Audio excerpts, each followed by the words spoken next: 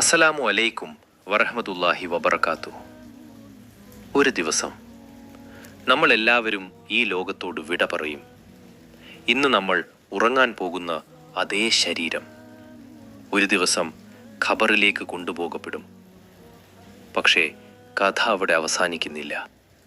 ഒരു ദിവസം അള്ളാഹുവിൻ്റെ അനുമതിയോടെ ആ ഖബറുകളിൽ നിന്ന് മനുഷ്യർ വീണ്ടും എഴുന്നേൽക്കും.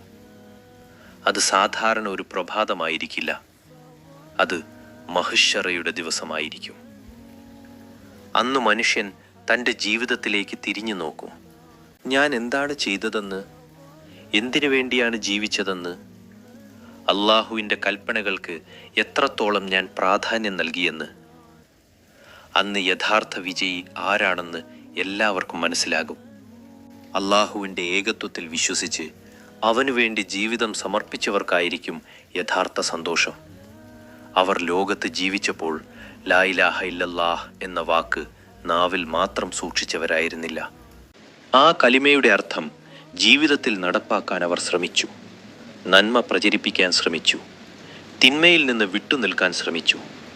തങ്ങളുടെ കഴിവനുസരിച്ച് മറ്റുള്ളവരെ നന്മയിലേക്ക് ക്ഷണിച്ചു. അവരുടെ ജീവിതം പൂർണ്ണമായിരുന്നില്ല, പക്ഷേ അവർ വീണ്ടും വീണ്ടും അള്ളാഹുവിലേക്ക് മടങ്ങിയിരുന്നു. പാപം സംഭവിച്ചാൽ തൗബ ചെയ്തു, തെറ്റ് സംഭവിച്ചാൽ തിരുത്താൻ ശ്രമിച്ചു, അള്ളാഹുവിൻ്റെ കരുണയിൽ പ്രതീക്ഷ വെച്ചു. അങ്ങനെയുള്ള ഒരു വിശ്വാസിയുടെ അവസാനവും എത്ര മനോഹരമായിരിക്കണം. ഖബറിൽ നിന്ന് എഴുന്നേൽക്കുന്ന ആ ദിവസം, ഭയത്തിൻ്റെ നടുവിലും അള്ളാഹു തൻ്റെ ദാസന്മാർക്ക് സമാധാനവും ആശ്വാസവും നൽകട്ടെ. ലോകത്ത് നമ്മെ ആശ്വസിപ്പിക്കാൻ ആരുമില്ലാത്തൊരു സമയത്ത് അള്ളാഹുവിൻ്റെ ഭാഗത്തു നിന്നുള്ള ഒരു സന്തോഷ വാർത്ത. ഭയപ്പെടേണ്ട, ദുഃഖിക്കേണ്ട, എത്ര വലിയ ആശ്വാസമായിരിക്കും അത്. എന്നാൽ മറുവശത്ത് അള്ളാഹുവിനെ നിഷേധിച്ചും സത്യത്തെ അവഗണിച്ചും പാപത്തിൽ മുഴുകിയും ജീവിതം അവസാനിപ്പിച്ചവർക്ക് ആ ദിവസം അത്യന്തം ഭയാനകമായിരിക്കും. ഖുർആൻ വിവരിക്കുന്നതുപോലെ അവർ അതിശയത്തോടെയും ഭയത്തോടെയും പരസ്പരം ചോദിക്കും, നമ്മുടെ ഉറക്ക സ്ഥലത്തു നിന്ന് നമ്മെ ആരാണ് എഴുന്നേൽപ്പിച്ചത്? അവരുടെ മുമ്പിൽ യാഥാർത്ഥ്യം തെളിഞ്ഞിരിക്കും. ലോകജീവിതം അവസാനിച്ചു. ഇനി തിരിച്ചു പോകാൻ അവസരമില്ല.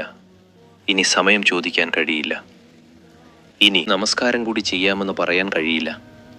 ഇനി 1 രൂപ സ്വതഖ നൽകാമെന്ന് പറയാൻ കഴിയില്ല. ഇനി മാതാപിതാക്കളോട് നന്നായി പെരുമാറാമെന്ന് പറയാൻ കഴിയില്ല. ഇനി തൗബ ചെയ്യാമെന്ന് പറയാൻ കഴിയില്ല. കാരണം അവസരം അവസാനിച്ചിരിക്കും. അതുകൊണ്ടാണ് നാം ഇന്ന് തന്നെ ചിന്തിക്കേണ്ടത്, മഹ്ശറയിൽ എങ്ങനെയായിരിക്കും ഞാൻ എഴുന്നേൽക്കുക? എൻ്റെ ഇന്നത്തെ ജീവിതം എന്നെ ഏതവസ്ഥയിലേക്കാണ് കൊണ്ടുപോകുന്നത്? എൻ്റെ നമസ്കാരം എവിടെയാണ്? എൻ്റെ ഖുർആൻ എവിടെയാണ്? എൻ്റെ തൗബ എവിടെയാണ്? എൻ്റെ സ്വഭാവം എങ്ങനെയാണ്? എൻ്റെ സമ്പത്തിൽ നിന്ന് ഞാൻ അള്ളാഹുവിൻ്റെ മാർഗത്തിൽ ചെലവഴിക്കുന്നുണ്ടോ? ഇവിടെയാണ് സ്വതഖയുടെ മഹത്വം നമ്മൾ ഓർക്കേണ്ടത്. നബിതങ്ങൾ സ്വതഖയെക്കുറിച്ച് വലിയ പ്രാധാന്യത്തോടെ പഠിപ്പിച്ചിട്ടുണ്ട്. ഒരു മനുഷ്യൻ അള്ളാഹുവിൻ്റെ മാർഗത്തിൽ ദാനം ചെയ്യുമ്പോൾ അത് അവൻ്റെ സമ്പത്ത് കുറയ്ക്കുന്നത് പോലെ തോന്നാം.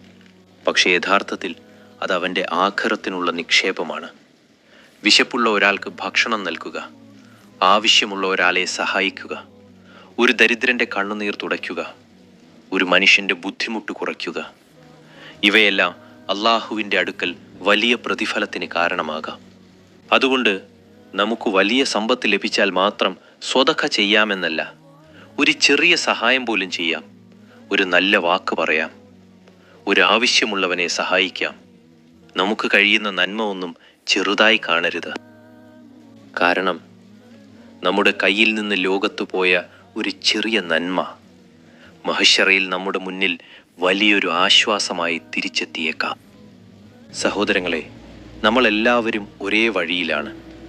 ലോകത്ത് നിന്ന് ഖബറിലേക്ക്, ഖബറിൽ നിന്ന് മഹ്ശറയിലേക്ക്, അവിടെ നിന്ന് അള്ളാഹുവിൻ്റെ വിധിയിലേക്ക്. അതുകൊണ്ട് മഹ്ശറയുടെ ദിവസം ഭയത്തോടെ ഓർക്കുക മാത്രം പോരാ, ഇന്നത്തെ ജീവിതം തിരുത്തുക, നമസ്കാരം ശരിയാക്കുക, തൗബ ചെയ്യുക, ഖുർആനിലേക്ക് മടങ്ങുക, മാതാപിതാക്കളോട് നന്മ ചെയ്യുക, മനുഷ്യരുടെ അവകാശങ്ങൾ കാത്തുസൂക്ഷിക്കുക, കഴിയുന്നത്ര സ്വതഖ ചെയ്യുക, അള്ളാഹുവിൻ്റെ ഏകത്വത്തിൽ ഉറച്ചു നിൽക്കുക. കാരണം നമ്മൾ ഖബറിൽ കിടക്കുമ്പോൾ നമ്മുടെ സമ്പത്ത് നമ്മോടൊപ്പം വരില്ല. നമ്മുടെ പ്രശസ്തിയും വരില്ല. നമ്മുടെ വീഡിയോകളും വരില്ല. നമ്മുടെ ഫോണും വരില്ല.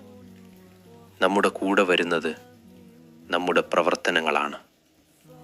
അതിനാൽ ഇന്ന് തന്നെ നമ്മളോടൊരു ചോദ്യം ചോദിക്കാം. ഞാനിന്ന് മരിച്ചാൽ എൻ്റെ ആഖിറത്തിനായി ഞാൻ എന്താണ് തയ്യാറാക്കിയിരിക്കുന്നത്? അല്ലാഹുവേ, ഞങ്ങളെ സത്യവിശ്വാസത്തിൽ ഉറപ്പിച്ചു നിർത്തണമേ.